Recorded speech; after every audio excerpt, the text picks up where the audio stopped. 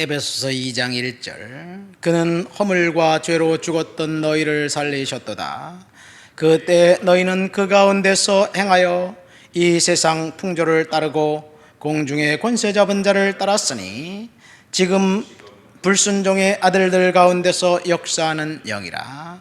전에는 우리도 다 그 가운데서 우리 육체의 욕심을 따라 지내며 육체와 마음이 원하는 것을 하여 다른 이들과 같이 본질상 진노의 자녀이더니 긍휼이 풍성하신 하나님이 우리를 사랑하신 그 큰 사랑을 인하여 허물로 죽은 우리를 그리스도와 함께 살리셨고 너희는 은혜로 구원을 받은 것이라. 또 함께 일으키사 그리스도 예수 안에서 함께 하늘에 앉히시니 이는 그리스도 예수 안에서 우리에게 자비하심으로써 그 은혜의 지극히 풍성함을 오는 여러 세대에 나타내게 하려 하심이라.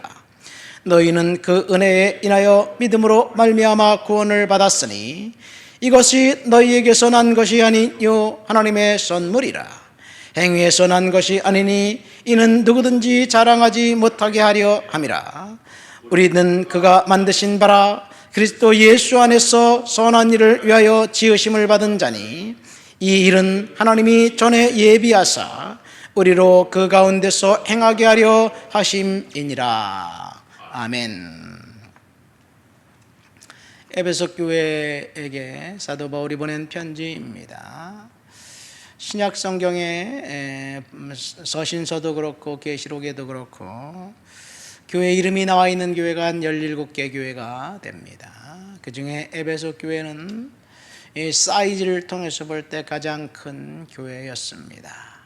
사도 바울이 3차 전도 여행을 에베소 교회를 중심으로 사역하면서 에게를 넘나들면서 유럽 교회의 전초기지 역할을 했던 교회였고 또 그 교회에 담임했던 목회자도 탁월한 분들이었습니다. 사도 바울, 개척자는 브리스길라와 아굴라, 또 디모데가 감독으로 사역했고 사도 요한도 그 교회를 감독으로 사역했습니다.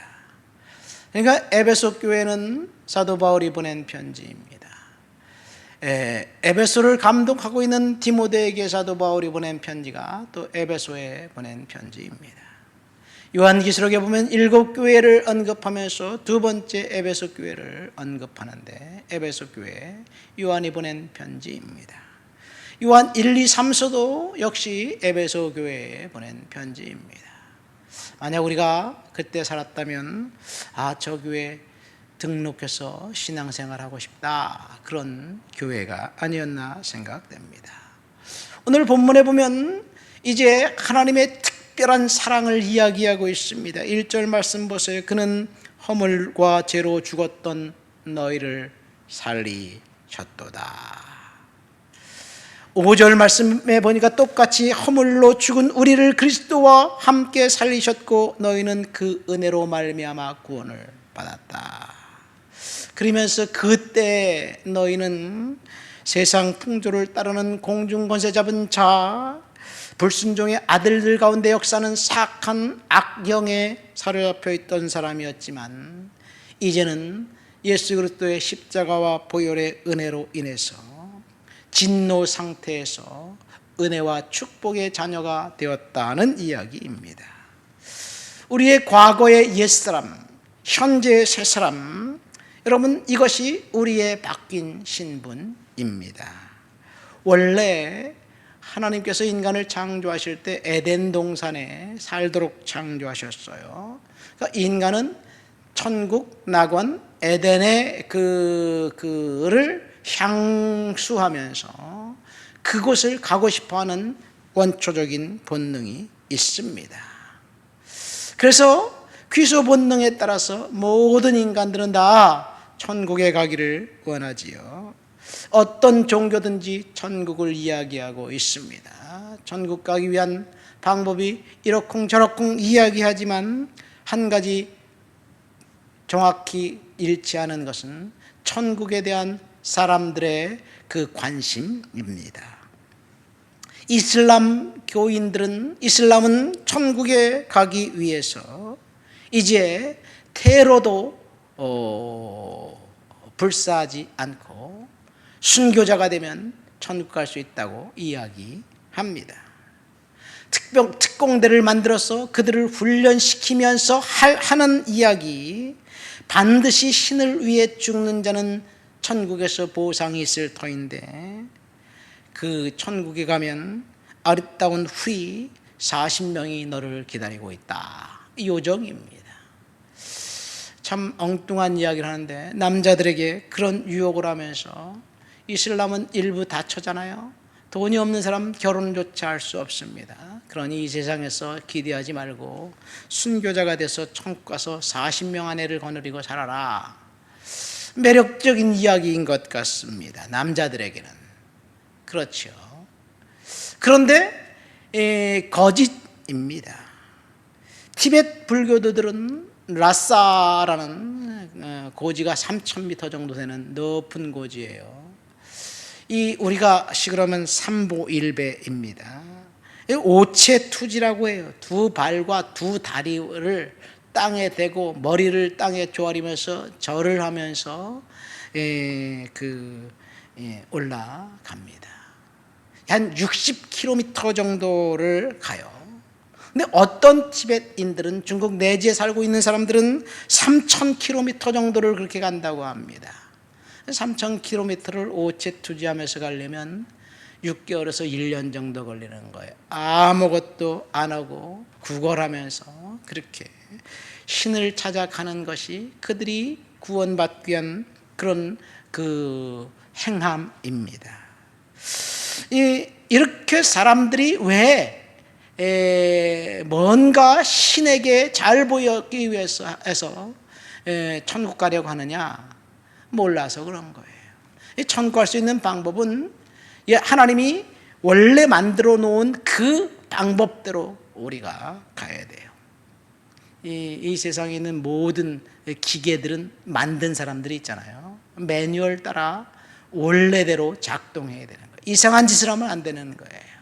컴퓨터가 바이러스를 먹었으면 복구를 해야 되는데 이상한 일을 한다고 컴퓨터가 고장난 것이 고쳐집니까?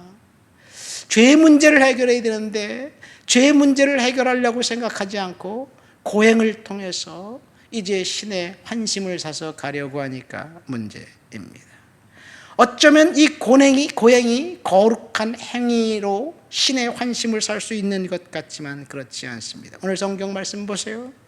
너희는 그 은혜로 인하여 믿음으로 말미암아 구원을 얻었나니 이것은 너희에게서 난 것이 아니요 하나님의 선물이다. 행위에서 난 것이 아니니 누구든지 자랑치 못하게 하려 함이라. 그렇게 성경은 선포하고 있습니다. 우리의 행위를 통해서 천국 갈 수 있는 방법은 없습니다.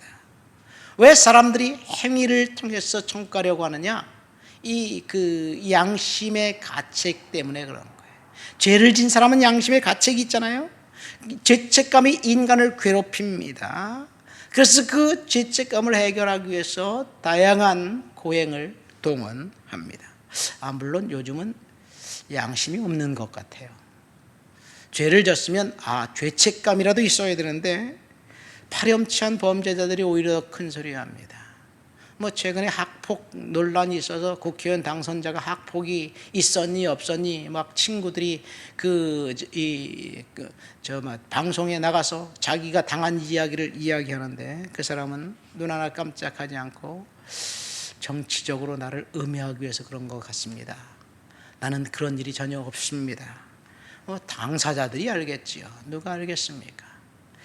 양심은 그래서 하나님이 인간을 창조하실 때 삼위일체 하나님 뭐라고 말씀하셨습니까? 우리가 우리의 형상대로 우리의 모양대로 사람을 만들자, 그렇게 말씀하시면서 하나님의 형상대로 인간을 만들었는데 하나님의 형상이 바로 우리의 양심입니다.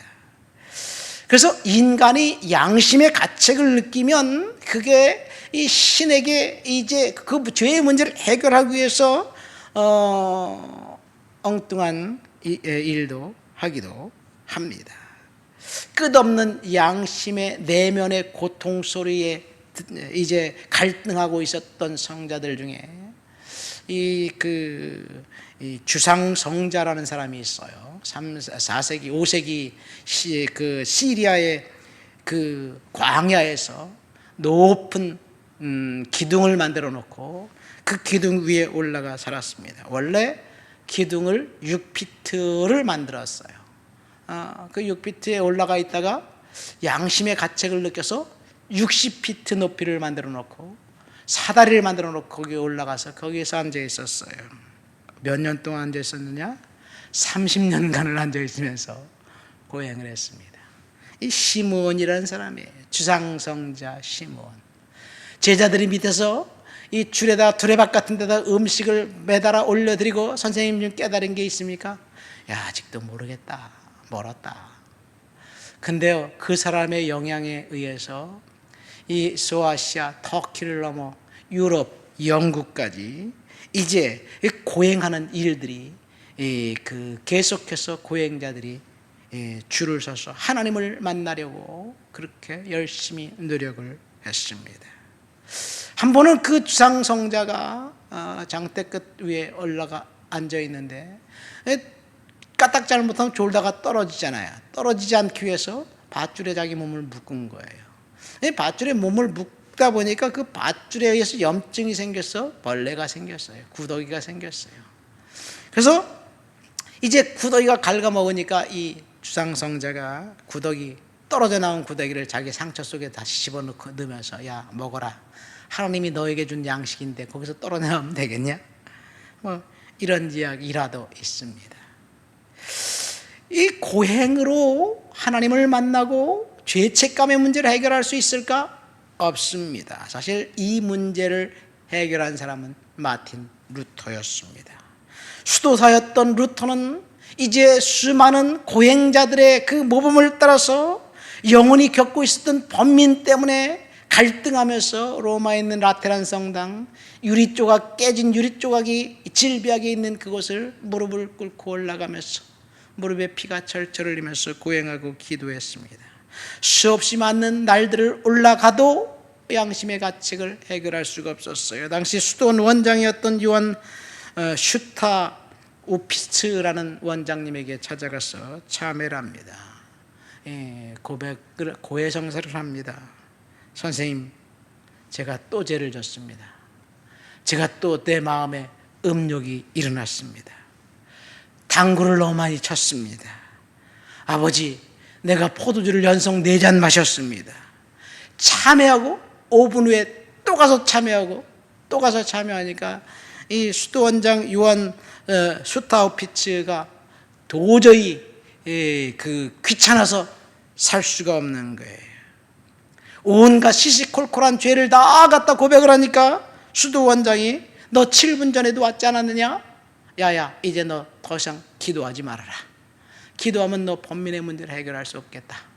성경을 읽어라. 성경 공부를 좀 해라. 아예 그러지 말고 헬라어 원문으로 읽었으면 좋겠다. 그래서 이 루터가 원장님의 그 조언을 듣고 헬라어 원문 성경을 읽다가 로마서에서 깨졌습니다. 성경 말씀을 보니까 이 고행과 기도를 통해서 죄책감 문제가 해결된 것이 아니라 하나님이 의롭다고 선언해 주신 그 선언을 받고 난 다음에 그 오직 믿음이라는 교리가 생겼습니다.